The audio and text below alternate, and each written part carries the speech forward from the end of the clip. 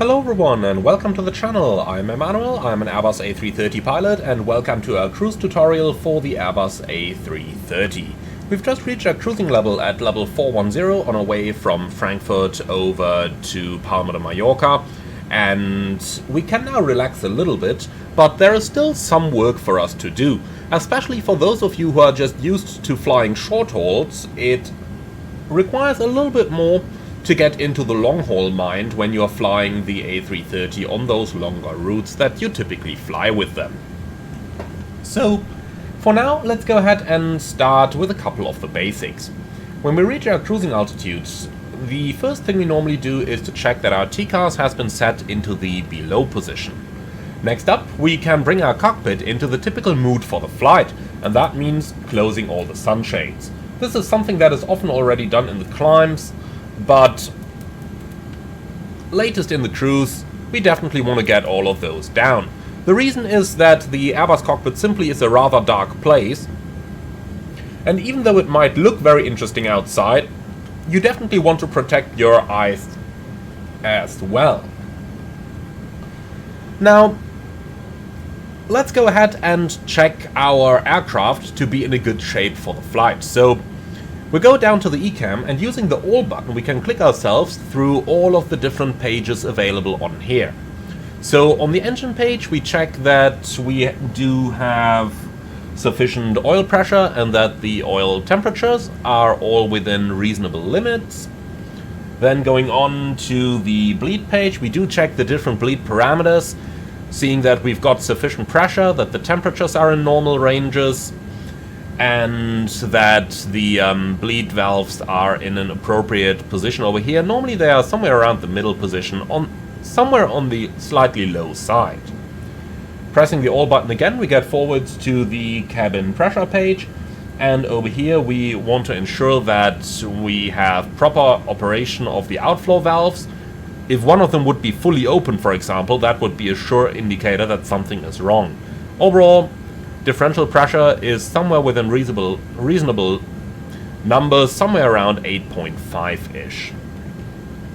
On the electric pages, we've got the AC page first. Over here we verify a proper load on the generators. This one is on the rather low side, for example. Normally you're looking at about 23-25%-ish. It is correct though that the right generator gives you a higher load than the left generator. The IDG temperatures are also interesting for us. We just want to be sure that they are within an appropriate range. In general, something you will learn while reviewing the ECAM pages time and time again is what do the normal parameters look like. And whenever something goes out of the norm, you are eventually going to notice that. So pressing the All button again, we get to the ELAC DC page. Over here we verify that we see proper numbers over here, and we also verify the battery status.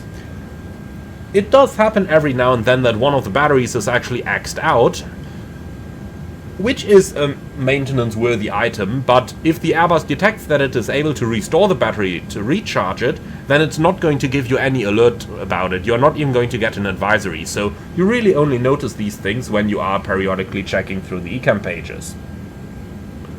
So, moving on to the next page, we've got the hydraulics, where we check the system pressure and the hydraulic quantities. Again, if an hydraulic leak would occur, then we might not get any advisory about it, let alone any alert, until the quantity has really decreased further. So by checking the hydraulic page you can notice any of that early along the flight. On the APU page there is not a lot to see really. On the condition page we verify our temperatures. We also verify the temperatures of the air that the aircraft is pumping into the cabin. For example, the 40 something degrees over here are really hot, and that would already prompt me to just dial down the cabin temperatures a tiny bit, because those temperatures coming from the ducts over here are what the aircraft is blowing onto the passengers, and they probably don't like having 40-degree hot air blown onto them for too long. You also have a look at the cargo temperatures down here if you've got a cargo temperature system fitted. On the door page we check that all the slides are properly armed. It does happen that occasionally maybe a slide disarms. You might be laughing now, but especially when passengers confuse toilet doors with aircraft doors. Yes, this does actually happen.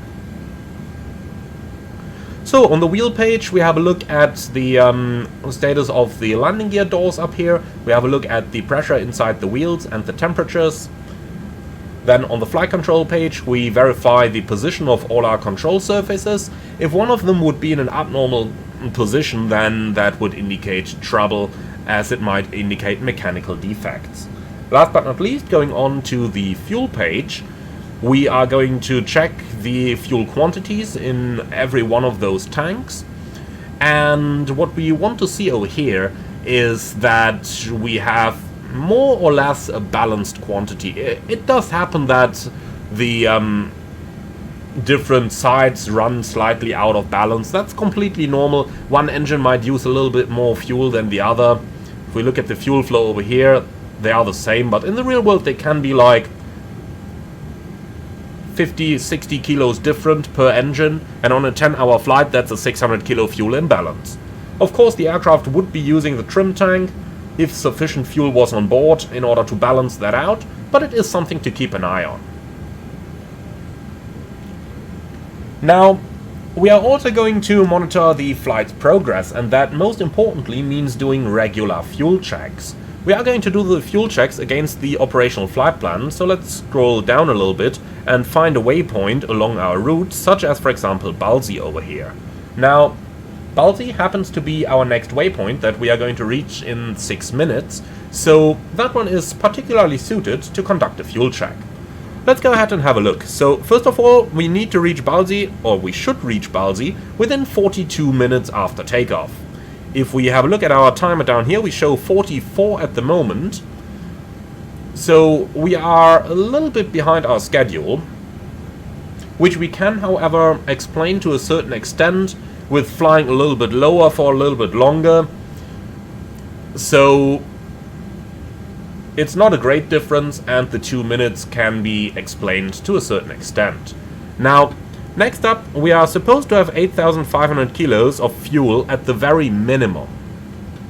Looking up here, we are at 11,800 kilos of fuel for the time being, so we do have 3.5 tons extra. Now, this is something that we will see rather often, because number one, the contingency fuel is not included in the minimum fuel values that you might see on your flight plan, depending on the format being used, of course.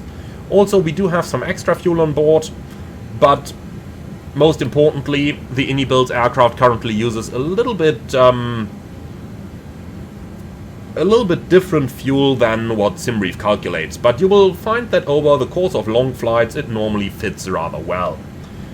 Next up, for the fuel check, we go down to our eCam once again, and we add up the fuel on board that we've got up here with the fuel used down here.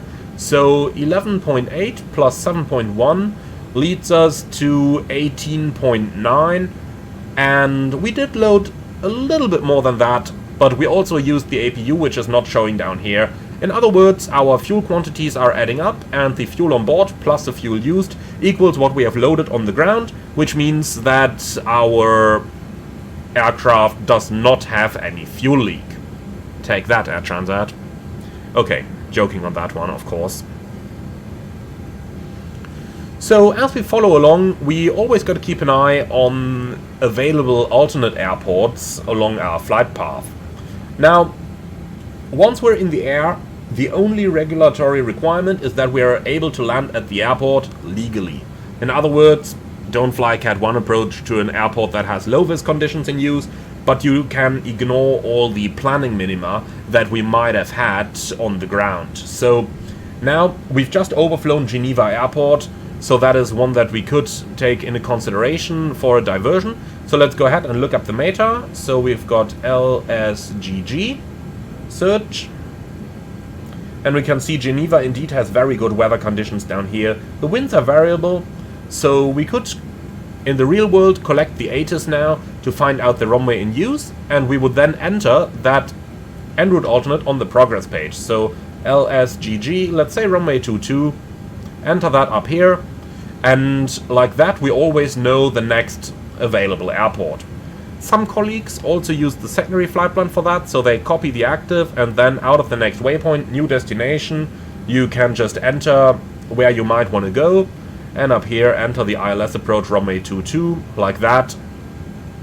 And like this, if you now needed to divert, you would immediately have your secondary flight plan available in order to initiate the diversion as needed. In the real world, we would now go to data and equal time point, and we would now look ahead at the next possible en route alternate, and in general we are looking at airports within round about an hour from one another. So if we've just overflown Geneva, the next alternate we'd be looking for would be somewhere around an hour flight time ahead of us. Now in our case today, that is of course going to be the destination already. So in this case, we would now go ahead and create an equal time point between Geneva and the destination. And like that, you constantly have a plan, you constantly know where to go, flying basically from one airport to another. And of course, you always keep an eye on the weather conditions of those airports en route. So now we know that Geneva is good, so next up we would already check the weather in Palma. Palma, very good as well. And like that, you go from one airport to the other. Something else to keep in mind is the terrain outside. The Earth has a lot of mountains, and flying long haul, you can be pretty sure that on almost any flight you are eventually going to cross some of them. So always have an eye on the minimum safe altitudes and keep in mind what's below you in case you have a decompression and you need to descend. Today the highest MSA is 17,000 feet. But luckily we have already almost passed the Alps, and you can see that flat land is awaiting us ahead. So if we needed to do an emergency descent, we could already just go straight ahead and go down to 10,000 feet. But this is something you need to keep in mind. Remember, the highest MSA on planet Earth is 31,100 feet over the Himalaya. And even in places where you might not expect it, you can find high MSAs. Africa, the highest one is over 21,000 feet over Mount Kilimanjaro. North Atlantic region, the MSAs over Greenland can go up to 14,000 feet. Florida, the MSA is 18,000 feet because they have balloons on steel cables over there.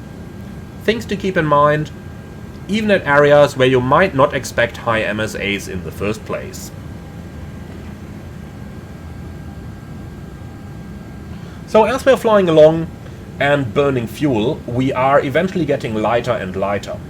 A fully loaded A330 burns somewhere around 5,700 kilos a minute. Okay, call that an hour, otherwise it would be rather uneconomical. So a fully loaded A330 burns around 5.5 to 5.7 tons of fuel per hour. Right now we are rather light, of course, so we burn a little bit less, so don't be surprised you see lower values over here. But as we burn fuel, the aircraft is getting lighter and therefore the optimum level is increasing. This means we got to consider step climbs. Now today we are at the highest altitude we can fly straight away, since it is a rather short flight. But let's go ahead and have a look at an example of how a step climb can be planned. On the flight plan page you go to the vertical revision of any given waypoint. On there you find the step altitude page, which we can select down here. This page has a couple of different functions. Now, in the real world, the easiest thing for you to do is just to enter the flight level without any waypoint, and then the aircraft is going to calculate the best possible step climb point for you. In the simulation, unfortunately at the time of this recording, this feature is not implemented. However, that's not all too much of a problem, since normally we would enter our step climbs based upon the flight plan anyway.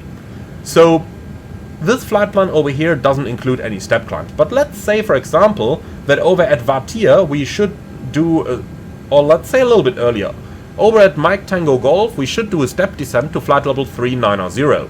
Then what we would do is to enter Mike Tango Golf /390, insert that over here, and now the aircraft is, or should, give you a descent point over at Mike Tango Golf. The same would apply the other way around for step climbs as well. So like that, always keep your step altitude page up to date and conduct the step climbs as needed. Around every 6 hours, the wind data is updated in the airline system. So around every 6 hours, I believe it is 0 UTC, 6, 12 and 18, you can go onto the wind page and do a wind request in order to get the latest available cruise winds, which in turn is going to give you the most accurate prediction. Now, let's talk about the different cruise systems and what to do in case of delay. So you can see right now we are going to arrive in Palma at 21:10 with an estimated fuel on board of 8.4 tons. Now let's talk about the typical A330 flight, somewhere around 8 to 10 hours. Normally flying a low cost index that's most economical, like cost index 10, resulting in Mach numbers between 8.1 to Mach 8.0. But if we are delayed, we can of course speed up in order to catch up some delay. On a typical 10-hour flight, changing your cost index from 10 to 80 is going to result in around a saving of 10 to 15 minutes at the cost of about 500 to 600 kilograms of fuel. Now, this may very well be worth it, so 80 is the typical cost index used in order to catch up delays.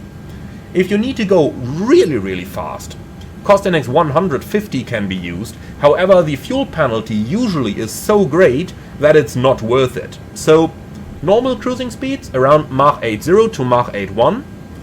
If you increase to cost index 80, you will get something around Mach 0.82, gaining 10 minutes, costing you around 500 to 600 kilos of fuel. If you go cost index 150, you gain a further 4 to 5 minutes compared to cost index 80 at the price of 1000 additional kilos of fuel. So that's normally not worth it. Let's go ahead and run an example. We've got cost index 10 right now. Let's increase to cost index 80 and see what's going to happen. You can see we're saving 4 minutes on this flight, and apparently it has no fuel penalty. I do not believe that. That's not correct. And if we take cost index 150, you can see we barely have any results. However, the fuel prediction over here is absolutely not accurate, so let's just forget that. But just keep it in mind.